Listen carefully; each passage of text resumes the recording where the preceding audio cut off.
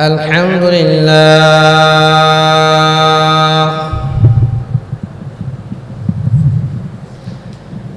الحمد لله الأكرم الذي خلق الإنسان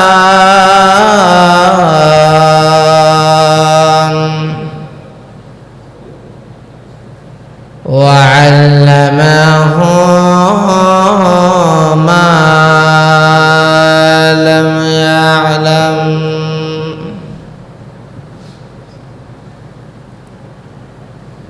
سبحان الله لا يحصى ثناؤه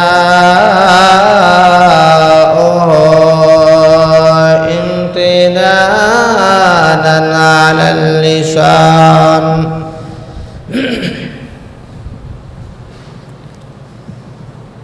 الذي لا ضد له ولا ند له ولا مثل له ولا مثال له ولا إله إلا هو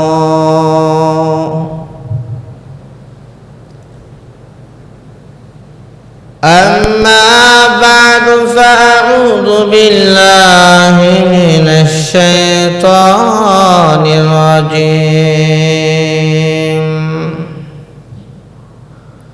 بسم الله الرحمن الرحيم قد أفلح من تزكى وذكر اسم ربه فصلى بل تؤثرون الحياة الدنيا والآخرة خير وأبقى صدق الله العلي العظيم والصلاة والسلام على سيدنا وسندنا وحبيبنا وشفيعنا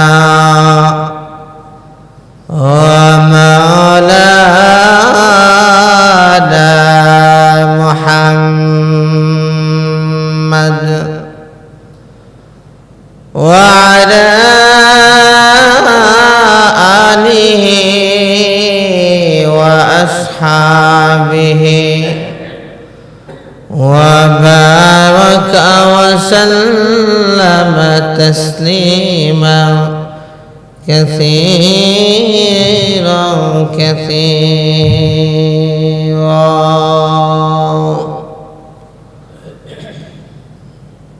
وعن أم المؤمنين عائشة الصديقة رضي الله عنها أنها قالت قال رسول الله صلى الله عليه وآله وسلم الدنيا دار من لا دار له ومال من لا مال له ولها يجمع من لا عقل له أو كما قال عليه الصلاة والسلام وصدق رسوله النبي الكريم ونحن على ذلك من الشاهدين والشاكرين والحمد لله رب العالمين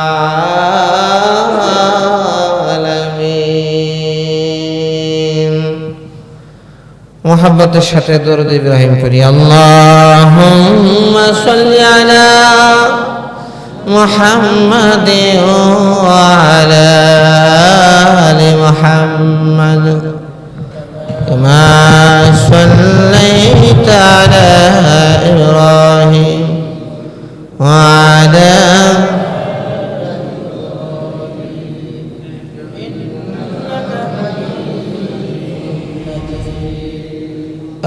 اللهم بارك على محمد وعلى آل محمد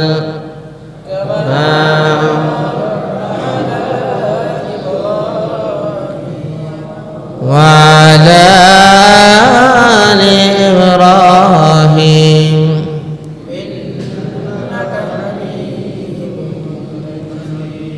بلغ العلا بكماله كشف الدجى بجماله حسنة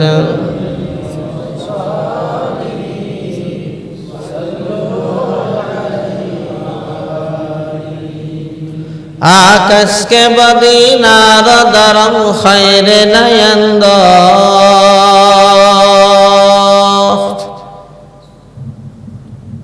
आकाश के बदीनार दरम खैर नयंदोख्त शरा आक़िबतन दर शर दीनार दरम का शरा आक़िबतन दर शर दीनार दरम का ख़्वाहे मुतमत्ते शबी अज़ नियामत दुनिया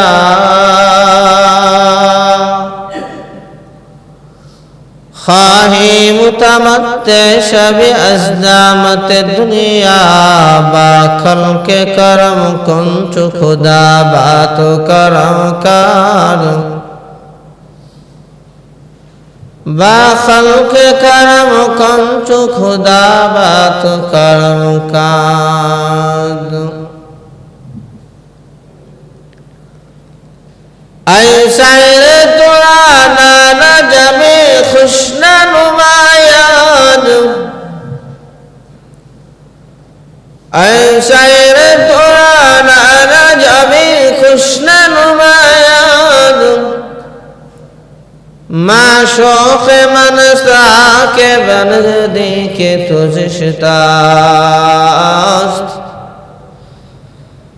माशोक़ मनसा के बन देखे तुझे शितास्त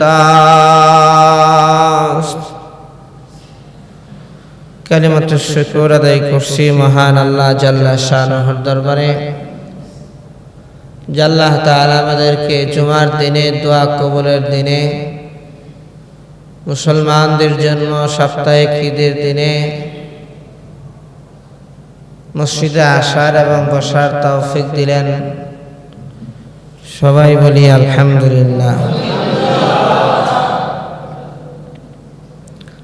আল্লাহ তাআলা বলেন قد أفلح من تزكى অবশ্যই সফলকাম হয়ে গেছে ওই ব্যক্তি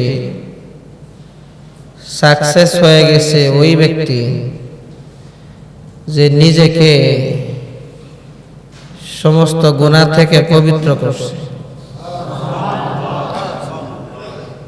শিরকের গুনাহ থেকে পবিত্র করছে বেদাতের গুনাহ থেকে পবিত্র করছে কবিরা গুনাহ থেকে পবিত্র করছে সগীরা গুনাহ থেকে পবিত্র করছে সফল কাম হয়ে গেছে সফল কাম হওয়ার জন্য 3 শর্ত এক নম্বরে কোনো ভয় থাকবে না দুনিয়ার এমন কোনো মানুষ নাই যার ভয় নাই। কারো বা ব্যবসা বাণিজ্যের মধ্যে লসের ভয়, কারো বা বেশি সম্পদ হয়ে যাওয়ার কারণে জানের ভয়, কারো বা সন্তান বের এনে চলে যাওয়ার ভয়। কোনো না কোনো ভয় আছে, আছে না নাই? আপনাদের মনে হয় কোনো নাই? আছে সবার। এক নম্বর হইল সফলকাম ব্যক্তির কোনো ভয় থাকবে না। দুনিয়াতে ভয় ছাড়া লোক নাই। দুই নম্বর হইল কোনো টেনশন পেরেশানি থাকা যাবে না। এমন কোনো মানুষ নাই যার পেরেশানি নাই। তিন নম্বর হইল মন যা চায় তাই পায়। পৃথিবীর এমন কোনো মানুষ নাই যে মন যা চায় তাই পায়।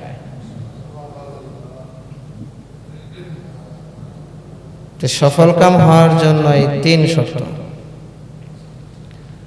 বলে যে জান্নাতের মধ্যে গেলে কোনো ভয় থাকবে না। কিসের ভাইরাও কোয়েন সুবহানাল্লাহ। বেহেশতের মধ্যে গেলে কোনো টেনশন থাকবে না। জান্নাতের মধ্যে গেলে মন যা চাইব তাই পাইব।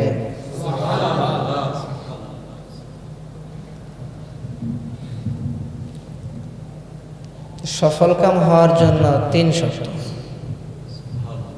আল্লাহ যে বললেন যারা পবিত্র হয়েছে তারা সফলকাম হয়েছে, বলে যে যারা পবিত্র হয়েছে তারা জান্নাতে ঢুকে গেছে। সফলকাম হইব না কি? সুবহানাল্লাহ। قد أفلح من تزكى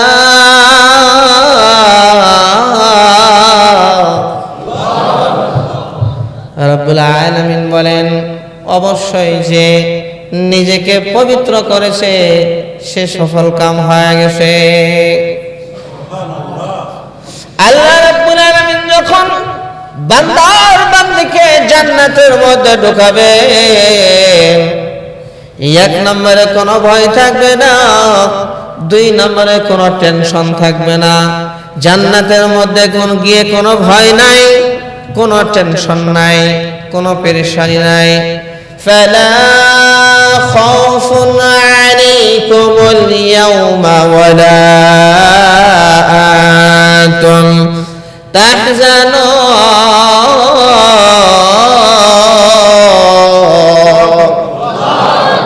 আল্লাহ রাব্বুল আলামিন জান্নাতের মধ্যে ঢুকাইয়া বান্দা বান্দীদেরকে বলবেন, ও বান্দা ও বান্দি, আজকে থেকে তোমাদের আর কোনো ভয় নাই, আজকে থেকে আর কোনো টেনশন নাই। আল্লাহ তাআলা আরেক আয়াতের মধ্যে বলেন, মা তাশতাহি আনফুসুকুম, মন যা চাইবে আমি আল্লাহ জান্নাতের মধ্যে তোমাদেরকে তাই দিয়ে দেব।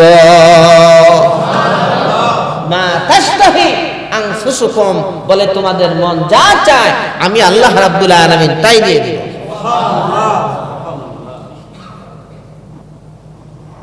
সফলকাম ওই ব্যক্তি যে নিজেকে জান্নাতে ঢুকাইতে পারলো, জাহান্নাম থেকে বাঁচাইতে পারলো।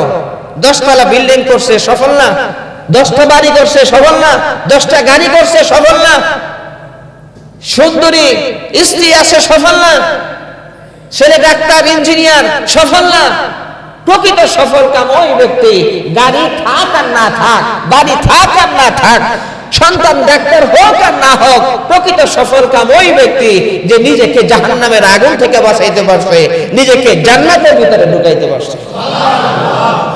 সে হলো আসল সফলকাম, প্রকৃত সফলকাম। সে হলো সাকসেসফুল। সুবহানাল্লাহ, সুবহানাল্লাহ। জান্নাতের মধ্যে গিয়ে কোনো টেনশন থাকবে, কোনো ভয়, মন যা চাইবে তাই। দাউদ আলাইহিস সালাতু ওয়াস সালামের কণ্ঠ কেমন ছিল? দাউদ আলাইহিস সালামের কণ্ঠ শুনে সাগরের মাছেরা একত্র হইতো, দাউদ নবীর জাবর কিতাবের তেলাওয়াত শুনতো। আর জোরে কন্যা সুবহানাল্লাহ। ও কিশোরের ভাইরা, তোমরা জোরে কন্যা সুবহানাল্লাহ। আল্লাহ রাব্বুল আলামিন জান্নাতের মধ্যে নিয়ে দাউদ আলাইহিস সালাতু ওয়াস সালামের মতো কণ্ঠ দিবেন, জান্নাতের মধ্যে নিয়ে ঈসা আলাইহিস সালাতু ওয়াস সালামের মতো সৌন্দর্যতা দিবেন, আদম আলাইহিস সালাতু ওয়াস সালামের মতো লম্বা হবে, আর বিশ্ব নবী রাহমাতুল লিল আলামিনের মতো চরিত্র হবে। আদম আলাইহিস সালাতু ওয়াস সালামের মতো লম্বা হবে, 120 হাত লম্বা, 60 গজ লম্বা। আরো জোরে কন্যা সুবহানাল্লাহ। কানা আবুকুম আদম 60 জিরান, তোমাদের আদি পিতা আদম আলাইহিস সালাতু ওয়াস সালাম 60 গজ লম্বা ছিলেন, জান্নাতের মধ্যে গিয়া তোমরা 60 গজ লম্বা হইবা। বলে যে দাউদ নবীর মতো কণ্ঠ হবে, ঈসা আলাইহিস সালাতু ওয়াস সালামের মতো সুন্দর হইবা, মুহাম্মদ সাল্লাল্লাহু আলাইহি ওয়াসাল্লামের মতো আখলাক হবে। কথার মধ্যে শুধু মিষ্টি আর মিষ্টি, যেমন হুজুর সাল্লাল্লাহু আলাইহি সাল্লামের কথা ছিল, রাসূলের কথা শুনে বহু মানুষ কালিমা পড়ে মুসলমান হয়। আরো জোরে কন্যা সুবহানাল্লাহ। এক যুবক আসছে, আয়েশা বিশ্বনবীকে বলতেছে, ইয়া রাসূলুল্লাহ, আমার তো জিনা করার অভ্যাস, আমার খালি জিনা করার অভ্যাস, আমি তো জিনা করি খালি। হুজুর সাল্লাল্লাহু আলাইহি সাল্লামের সামনে আয়েশা এই কথা বলতেছে, জোরে কন্যা নাউযুবিল্লাহ। কোন মুরব্বীর সামনে এসে যদি কেউ এসে যুবক এসে কয় যে আমার জিনা করার অভ্যাস, তা পিটাই লইত। কথা ঠিক না বেঠিক? কত বড় বেদব, বেহায়া, নির্লজ্জ। বিশ্বনবী সাল্লাল্লাহু আলাইহি সাল্লামের কাছে আসছে এক যুবকটা, আমার তো জিনা করার অভ্যাস। হুজুর সাল্লাল্লাহু আলাইহি সাল্লাম বলেন, ও তাই, তোমার জিনা করার অভ্যাস? বলে যে হ্যাঁ।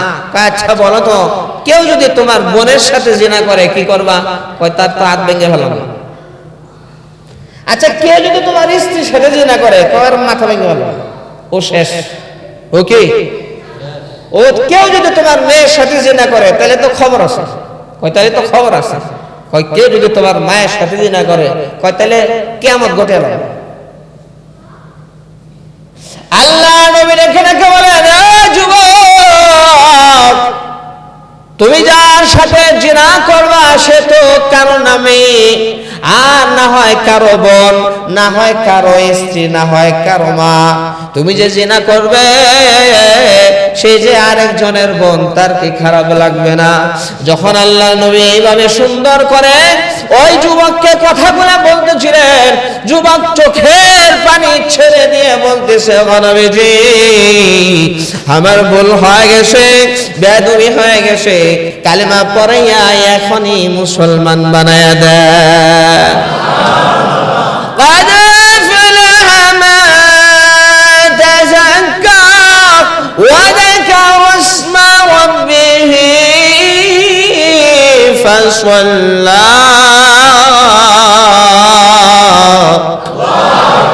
যারা মালিকের নাম স্মরণ করে, আল্লাহ রাব্বুল আলামিনের নাম স্মরণ করে, নামাজ পড়ে, তারা হলো সফল কাম। যারা নিজেকে পবিত্র করছে সফল কাম, আল্লাহর নাম স্মরণ করে সফল কাম।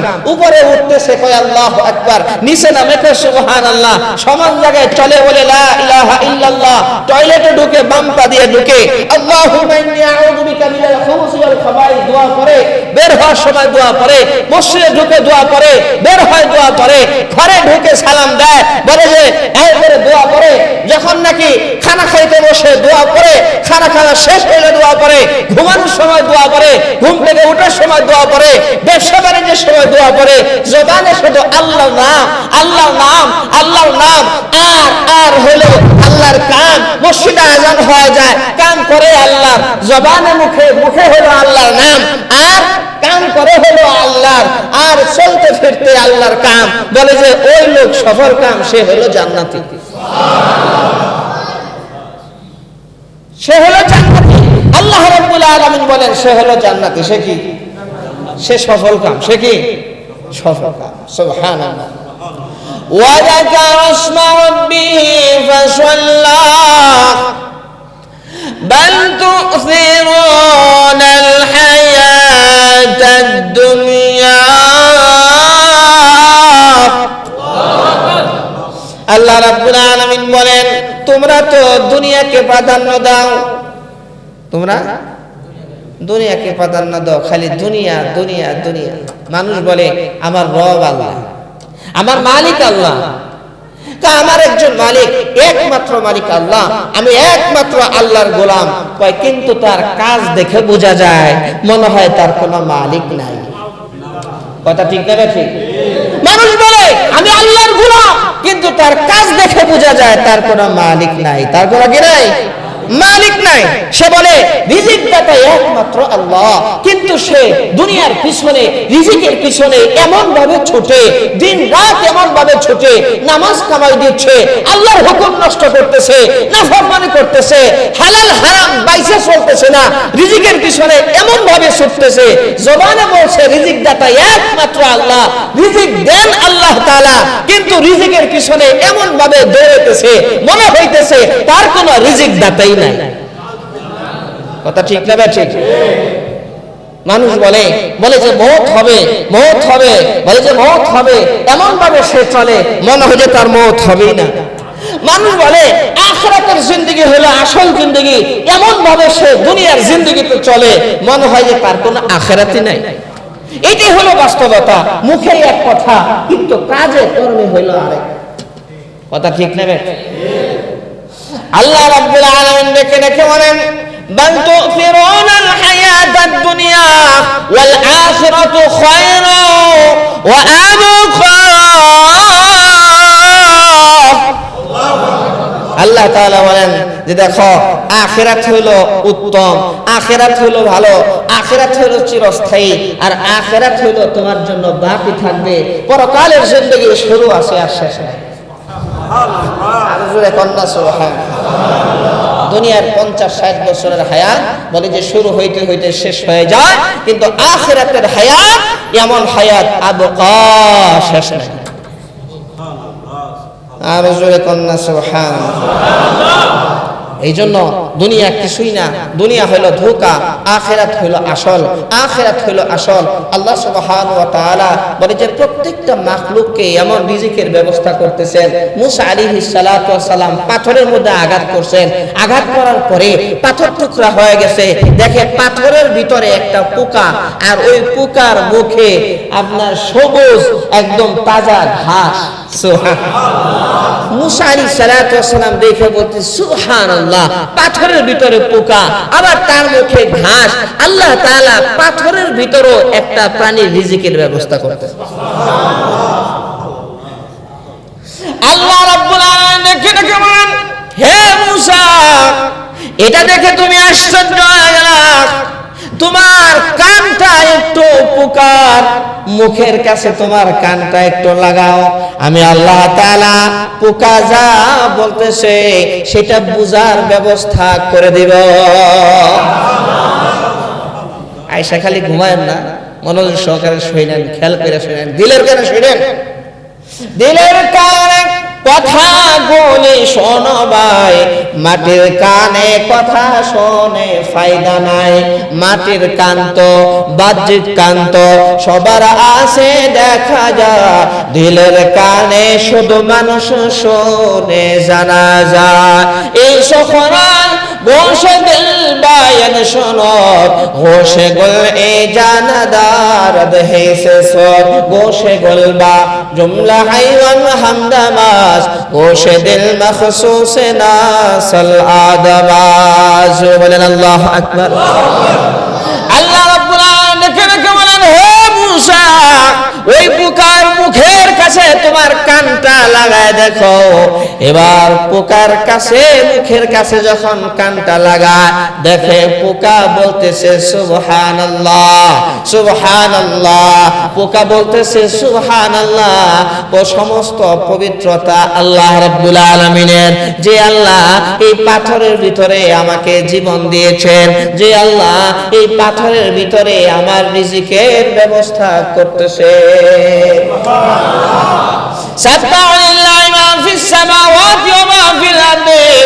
আল্লাহ রাব্বুল আলামিন বলেন, আসমান এবং জমিনে যা কিছু আছে সব কিছু আল্লাহ রাব্বুল আলামিনের পবিত্রতা বর্ণনা করে, আল্লাহ তাআলার জিকির মতো।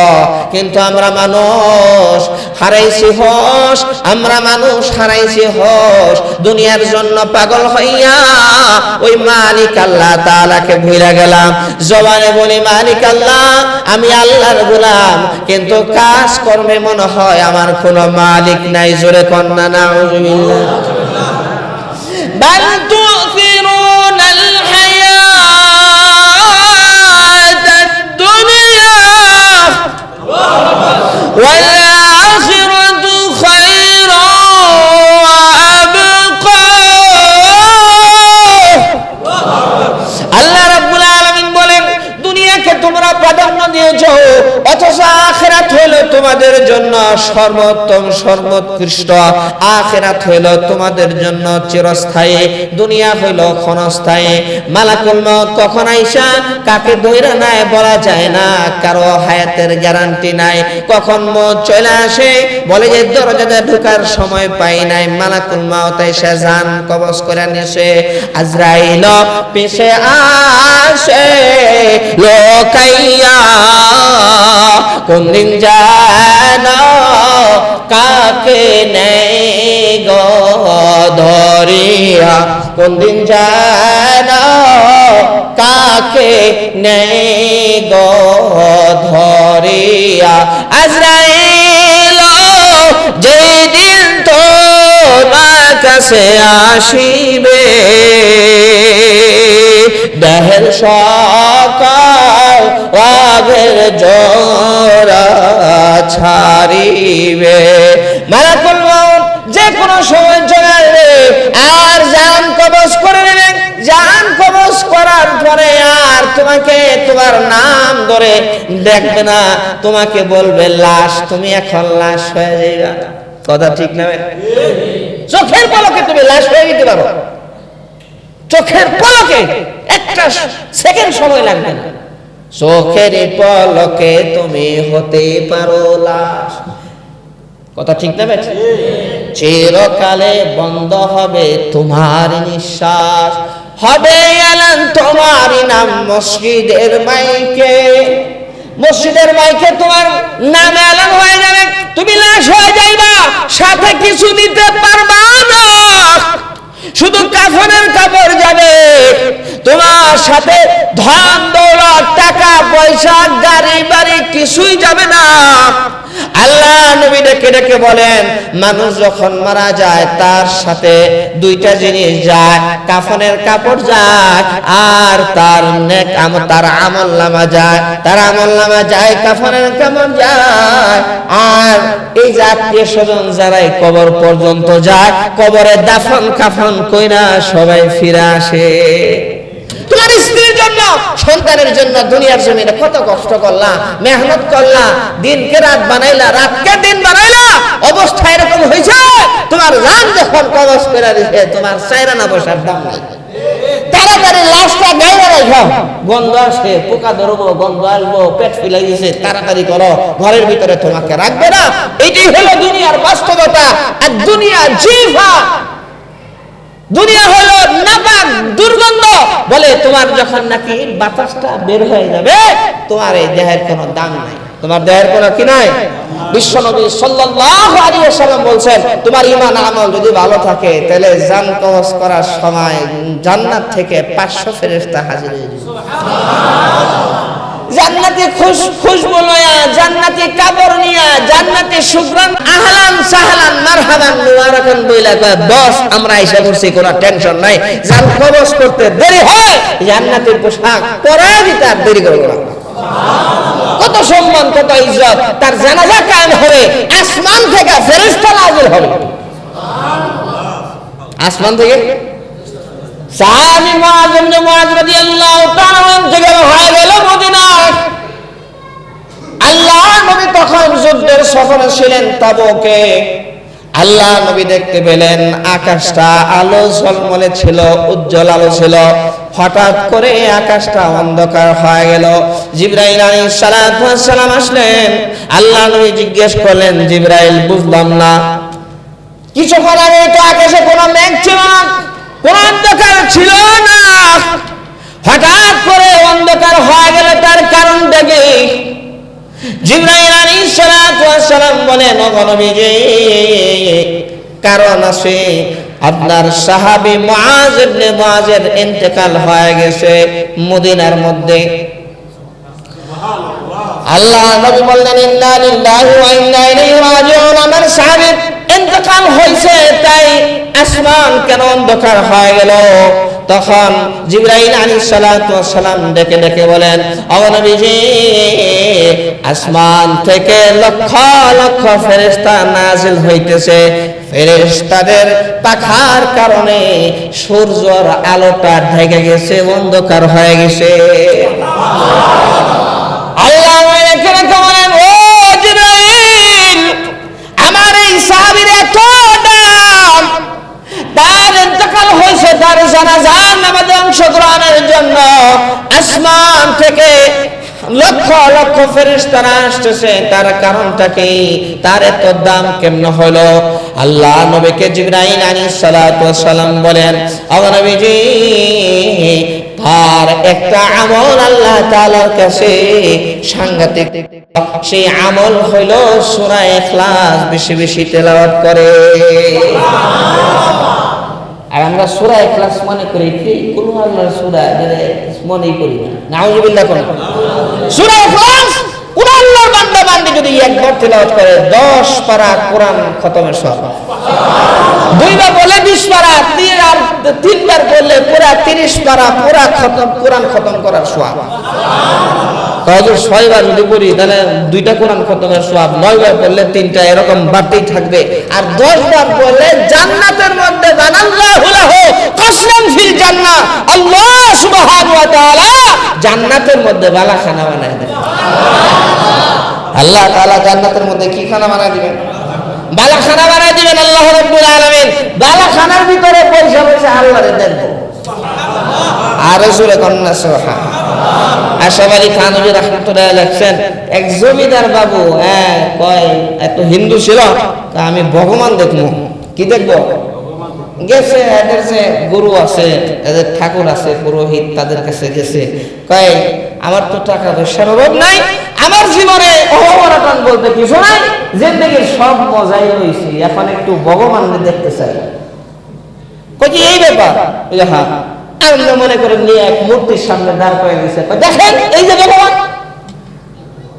আরে মিয়া, এটা না, আসলটারে দেখতে চাই। কোনটা রে?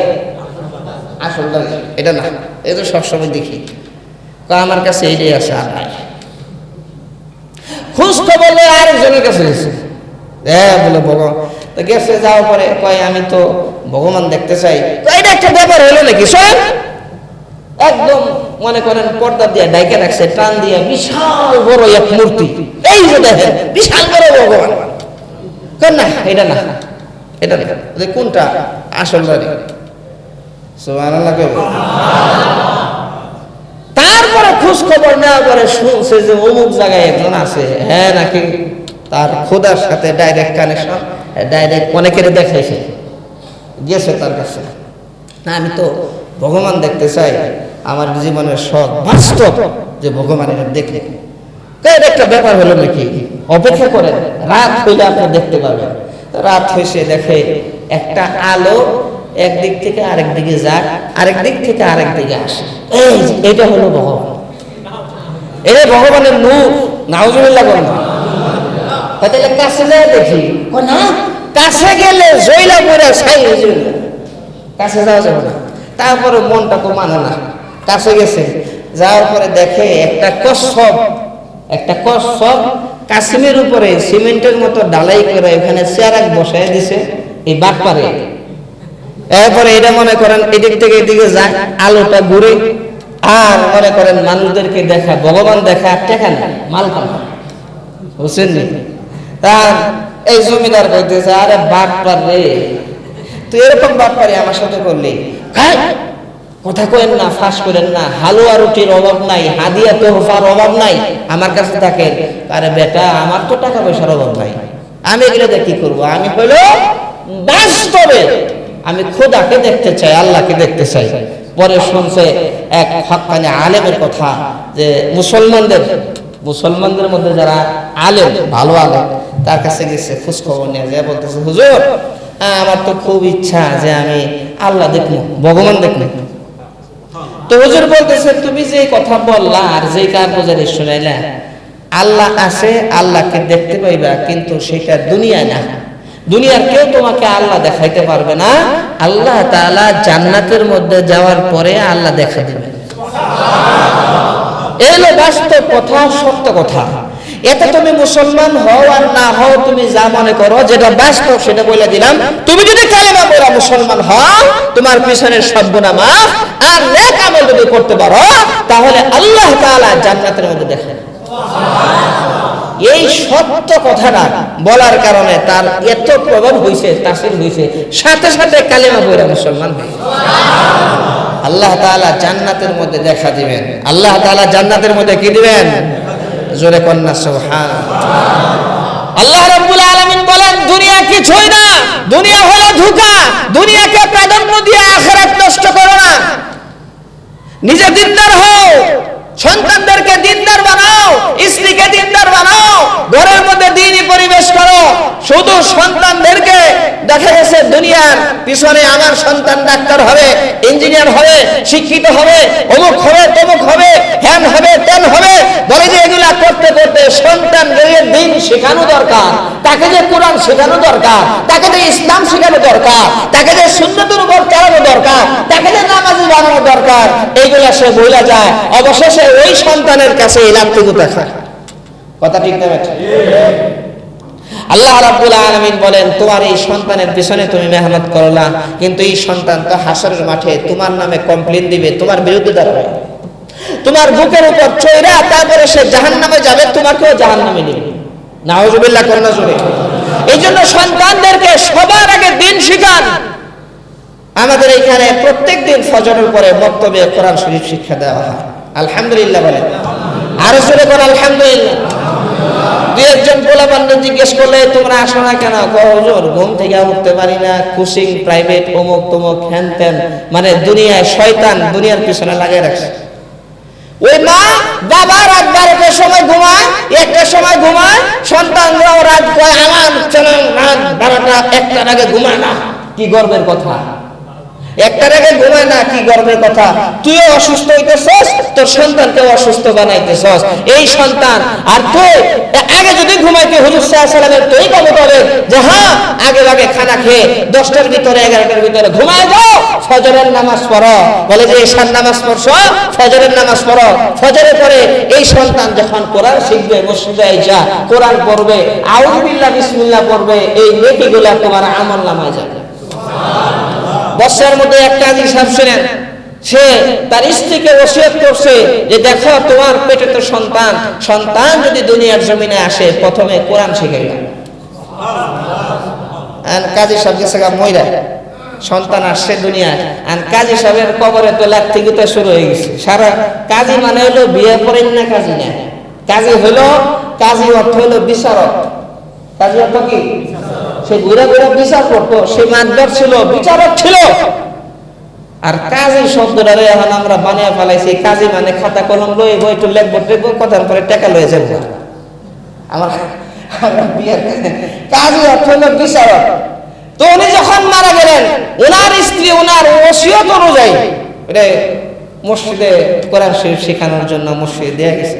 আর কাজী সাহেবের কবরে তো লাগতে করতে শুরু হয়েছে, আগে আযাব শুরু হয়ে গেছে।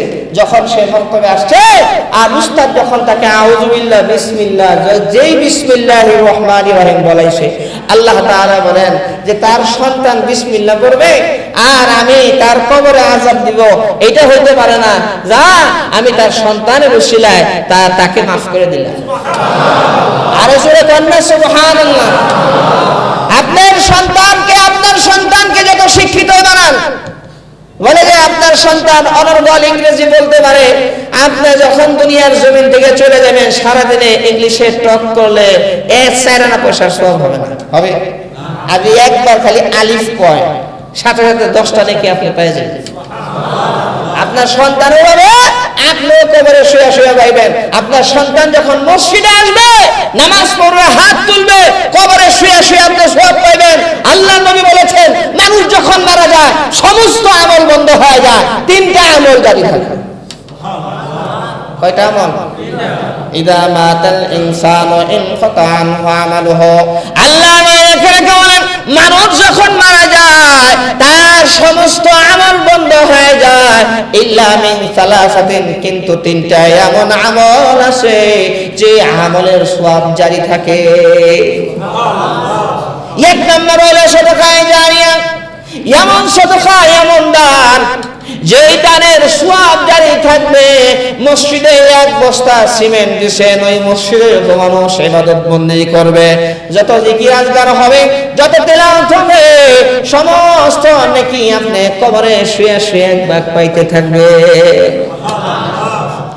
আর দুই নম্বর হলো আও ইলমিন ইনতাফাউ বিহি, এমন ইলম শিখে নিয়েছেন যার মাধ্যমে মানুষ উপকৃত হচ্ছে।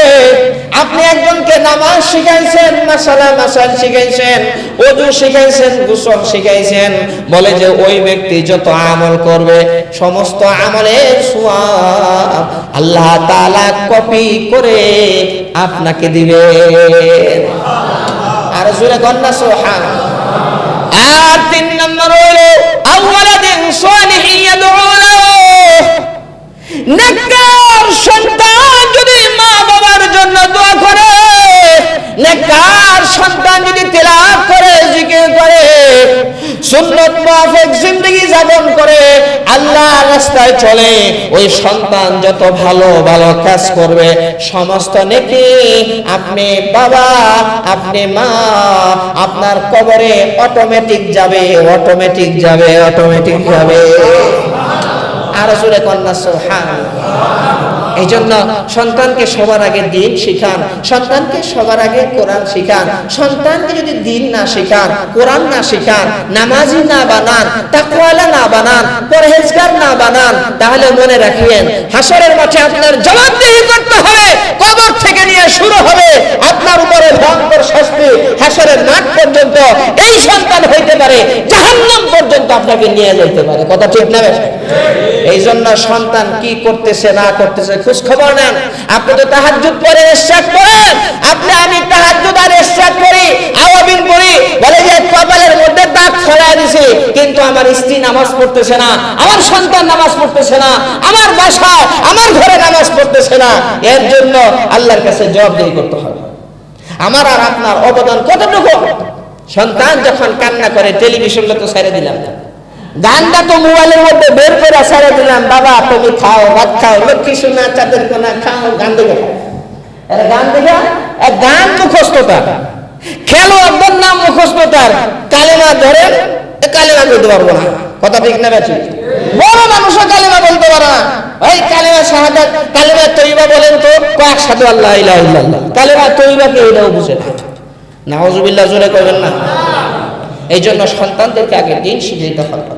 আলহামদুলিল্লাহ আমাদের এখানে প্রত্যেকদিন ফজরের নামাজের পরে দেখেন, আগের একটা সময় ছিল ফজরের পরে বক্তব্য ছিল, সুবহানাল্লাহ, সারা রাত ঘুমানোর পরে দেখা গেছে আপনার পুরা শরীরটা রিসেট হয়ে যায়, ব্রেন রিসেট হয়ে যায়। সকালবেলা আল্লাহর কালাম তেলাওয়াত করলে ওইটা জেহেনে ঢুকে দাঁড়ায়।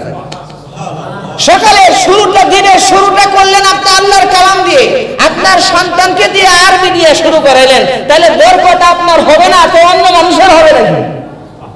এই জন্য ফজরের নামাজের পরে আপনার সন্তানকে ফজরের নামাজে নিয়ে আসেন, ফজরের পরে আমাদের কাছে দেন, আরবি শেখানোর জন্য দেন, কোরআন শেখানোর জন্য দেন, আখিরাতের সম্বল বানান। আমরা সন্তানদের সাথে বড় বেইনসাফ করতেছি, আমাদের সন্তানরা কোন দিকে যাচ্ছে আমাদের কোনো খোঁজ খবর নাই। কথা ঠিক না? ঠিক। কোন দিকে যাচ্ছে আমাদের সন্তানরা? আমাদের সন্তানরা যে নষ্ট হয়ে গেছে খোঁজ খবর নাই। আমার সন্তান, আমার ছেলে, আমার মেয়ে নষ্ট হয়ে গেছে, কোনো খোঁজ খবর নাই।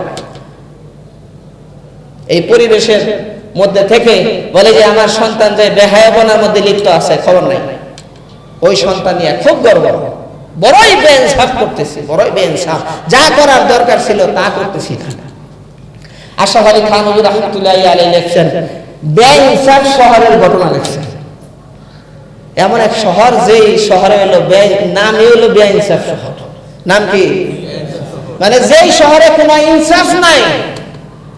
এমন অবস্থা হয়ে গেছে আমাদের তো কোনো ইনসাফ নাই এখন। কথা ঠিক না? ইনসাফ বলতে মানুষের নাই। মানুষের জীবনের চাইতে টাকাটা বড় মনে করে এখন। কথা ঠিক না? মানুষের জীবনের চাইতে টাকা বড় মনে করে। বলে যে একটা শহরের নাম ছিল বেইনসাফ শহর। কেমন বেইনসাফ দেখেন, ওই শহরে দুধের চাইতে ঘিয়ের দাম কম।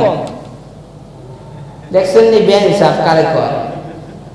ঘিয়ের দাম আমাদের হলো 1300-1400 টাকা কেজি, হ্যাঁ, আর দুধ হলো 100 টাকা কেজি। আর ওই শহরের অবস্থা দেখেন, একবারে বিসমিল্লাহ বেইনসাফ শুরু হয়েছে দুধ আর ঘি থেকে। ঘিয়ের দাম কম, দুধের দাম বেশি। তো উস্তাদ আর শাগরেদ দুইজনে গেছে বেইনসাফ শহরে। আর ছাত্র বলতেছে, শাগরেদ বলতেছে, উস্তাদ আমি তো একদম মেরা ধরা মানুষ, আমার গায়ের মধ্যে কোনো গোশত নাই, পাইছি এখানে তো ঘি সস্তা, কম দাম, এই জন্য মাগনা মানে আপনার সস্তায় ঘি খাবো আর মোটা তাজা নাদুস নুদুস হয়ে তারপরে দেশের বাড়িতে যাব। তো উস্তাদ বলতেছে, দেখ রে, যে শহরে এরকম দুধ আর ঘিয়ের মধ্যে এত নাইনসাফি বেইনসাফ, এইখানে যে কোন ঠাটা কপালে পড়বো কোন জানা।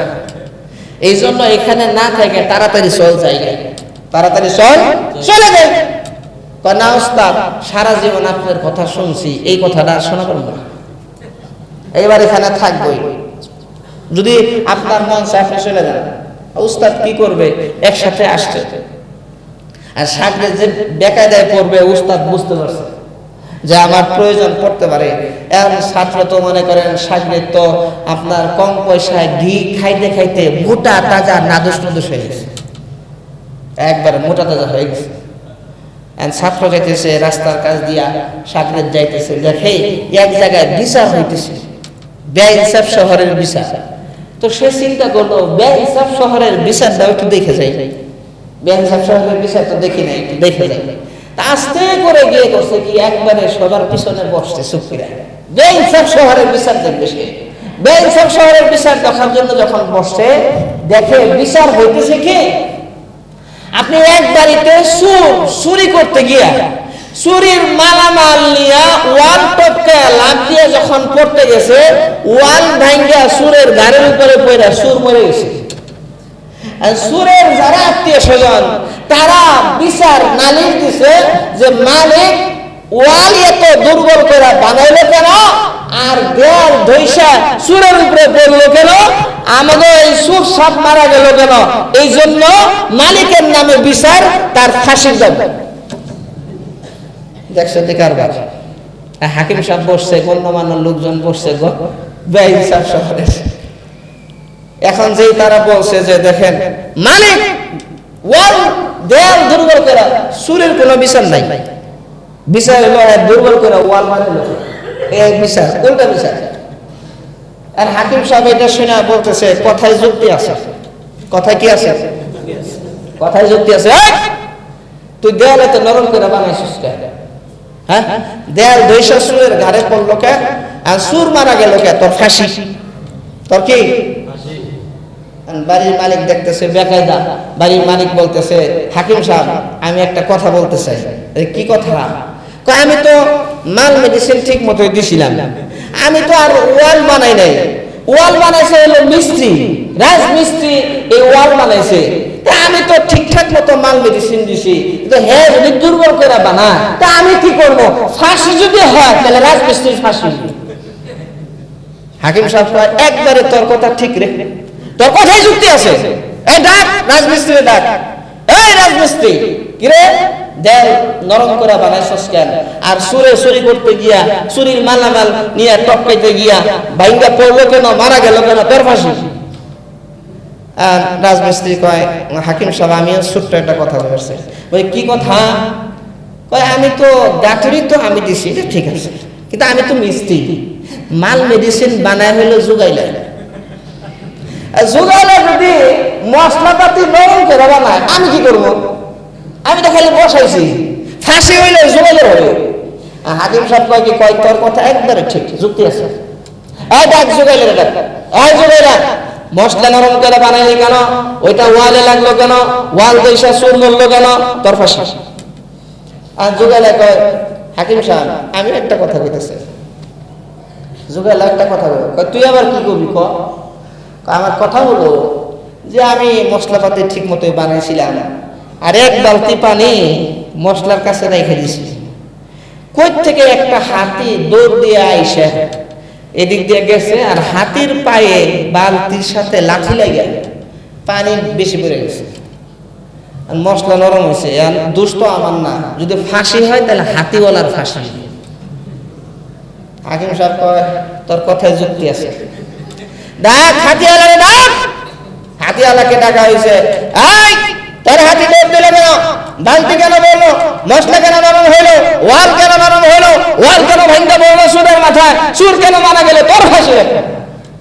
হাতিওয়ালা কয়, হাকিম সাহেব বেয়াদবি মাফ করবেন, আমারও ছোট্ট একটা কথা আছে। তোর আবার কি কথা? তো হাতি আমি ঠিক মতোই চালাইতেছিলাম, হঠাৎ করে কোন মহিলা পায়ের মধ্যে জমুর পরে গুনগুন গুনগুন করে যাইতেছিল, আমার হাতির কানে যখন আওয়াজ গেছে, আমার হাতি গেছে ডরায়, ভয় পেয়ে গেছে, হাতি মারছে দৌড়। চলতেছিল স্বাভাবিক, কিন্তু ভয়ের সাথে দৌড় মারছে হঠাৎ করে। যদি ফাঁসি হয় তাহলে ওই ঝুমুরওয়ালি মহিলার ফাঁসি হইব, আমার কোনো দোষ নেই। তোর কথায় যুক্তি আছে, ওরে ডাক।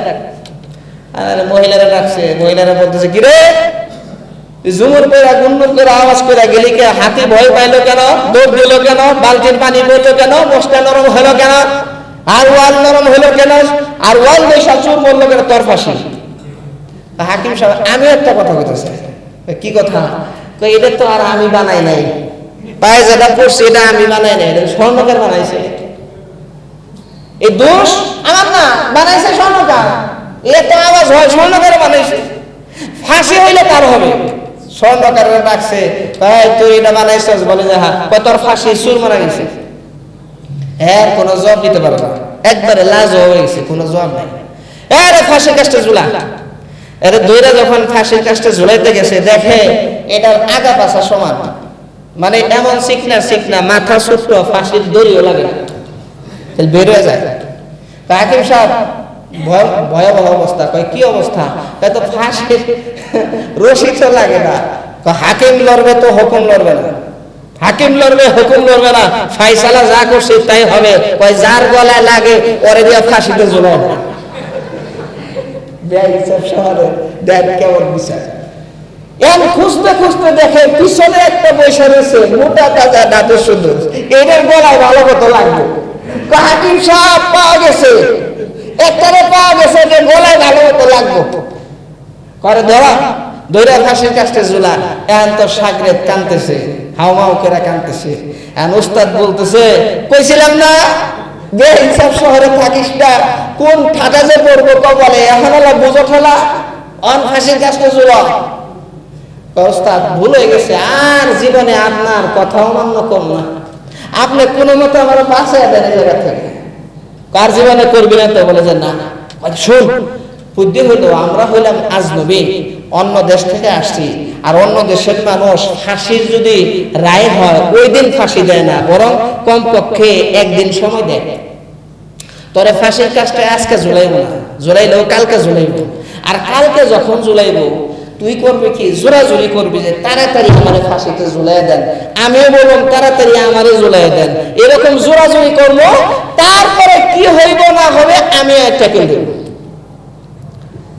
যা হোক, ফয়সালা হয়েছে। পরবর্তী দিন ফাঁসির কাজটা রেডি করা হয়েছে। ওই দেশের বাদশাহ উপস্থিত, ওই দিন বাদশাহ উপস্থিত থাইকা তারপরে দেখবে। এখন মনে করেন সময় হওয়ার আগেই, 12টা বাজার আগেই, এখন মনে করেন তারা দুজনে কারাকারি শুরু করছে। সাগরেদ বলতেছে আমি ঝুলে যাবো, আমারও ঝুলাই দেন, তাড়াতাড়ি ঝুলাই দেন, আর সহ্য হইতেছে না। আর উস্তাদ বলতেছে আমারও ঝুলাই দেন, তাড়াতাড়ি ঝুলাই দেন। জোরাজুরি করতেছে, সময় হয় নাই তাও জোরাজুরি করতেছে। তার বাদশা কয় কি লাভ দিয়ে দাঁড়ায়, তোরা থাম, এদিকে আইছে। মানুষ তো বাঁচার জন্য চেষ্টা করে, আর তোরা মরার জন্য এত পাগল। সময় হওয়ার আগে ফাঁসির কাছে ঝুলবি, আবার তোরা পাল্লাপাল্লি লাগাই দিছস। যে দোষী সেও সামনে যায়, তুমিও সামনে যাও। মিয়া কি ঘটনাটা কি? ঘটনাটা কি বলো? কয় না কোন যাব না। উস্তাদ বলতেছে বলা যাবে না, তাড়াতাড়ি ফাঁসির কাজটা ঝুলাই দেন। কয় না বলো, তাহলে কঠিন শাস্তি হবে। কয় কঠিন শাস্তি তো চাই, ফাঁসির কাজটা ঝুলাই দেন।